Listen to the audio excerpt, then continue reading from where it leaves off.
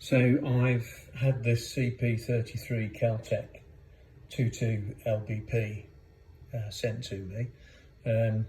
Really wanted to hate the thing, and a review was done recently. I'd asked the question about whether it was possibly to be suitable for UK PSA IPSC type shooting that's done in the UK, and I really had doubts because one of the main disadvantages of this pistol is it's got a heel release mag catch, so that would make reloads very slow. However, I came up with a little device, and if anyone is like me that has to move the grip when they're doing a reload, so when I do a reload and I'm going for the thumb, I have to move my grip anyway. Well, guess what? What happens is when I do that, I can actually press the release. So I thought, why not try it? And 2 shots, reload. And so reloading is not a problem. So I overcame that issue. So then I thought, and I'd read, magazine's not very reliable. So this holds 33 plus 1 in the gun, so 34 at a start, maximum 32 rounds for a long course under IPSC rules. Why not give it a go? Would I shoot it in preference to a KMR? 100% not. However, 2,300-ish pounds, 1,100 quid. So, and 34 in the gun. There is a 50 round magazine, so there's an extension. However, it's not legal by about 5mm. So I'm actually going to get some bases printed, which will make the magazine legal.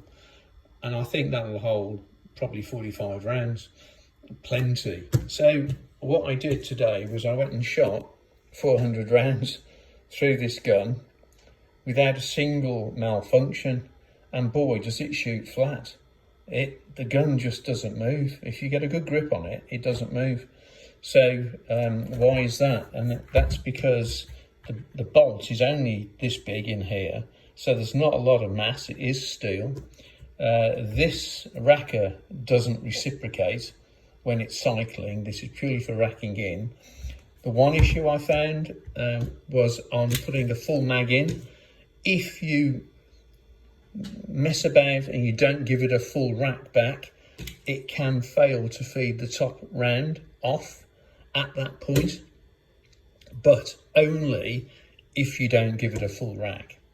So I actually have a Tanfoglio gold custom in Ireland that I shoot, has exactly the same problem.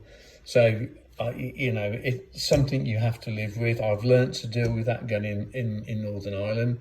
I give it a full rack if it's an empty gun start. You'd have to do that.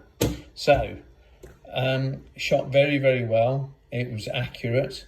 It had a light strike. I always test using Eley ammunition because it's the hardest case that you can get, and that was one light strike out of 400 rounds.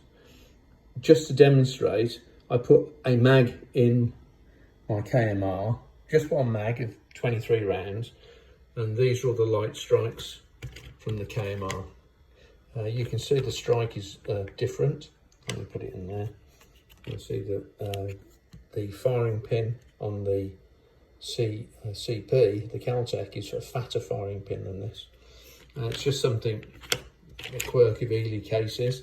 That's why when I was there, we developed the action round, which is a much softer case. It has a 2-stage anneal compared to the Eley, which is a 1-stage anneal.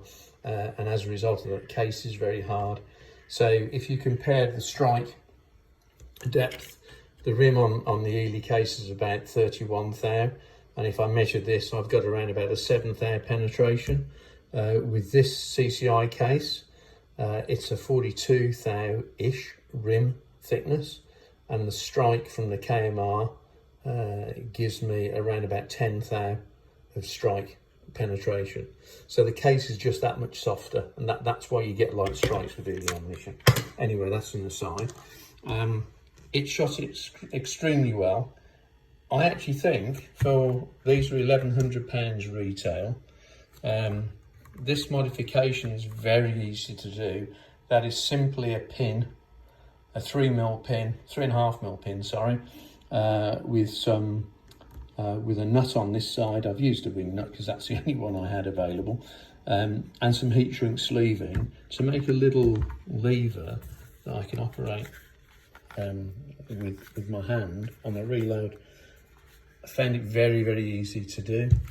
As I said earlier, would I shoot it in preference to a KMR in a competition? Absolutely not.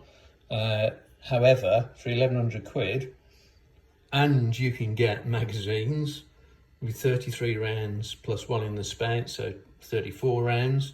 Probably you never have to do a reload apart from a forced reload. I actually think it's quite a good option. Nothing reciprocates on the top, only the bolt inside the gun, so concealed hammer. The safety is actually quite easy to operate. Let me just rack this gun. Just put this down for a second. So I find the ergonomics on the draw, when you're coming into the gun, you must come to your safety. As you pull the gun out of the holster and come up, you need to keep your hand quite a long way back. So this needs a bit of a safety modification. Just coming over here, again, very easy to do. I had no issues. After a couple of minutes of drawing and practicing, it was fine. I liken it to how I feel about a Glock. I don't like Glocks, but you know, they work. This works. I actually think it's a viable option. The holsters, very plasticky, but that works quite well. Let me see if I can slip that into the holster for you to have a look. There's this contraption that goes on the bottom on this M-lock rail, but basically that slides in, and it is legal. It covers the trigger. I'm trying to do this all one-handed. There we go. So it completely covers the trigger and it snaps out. The retention's very good. You can adjust the tension in the holster with a little screw here, so you can have it tighter or looser. Yeah, 1,100 quid. What can I say? I think it's quite good.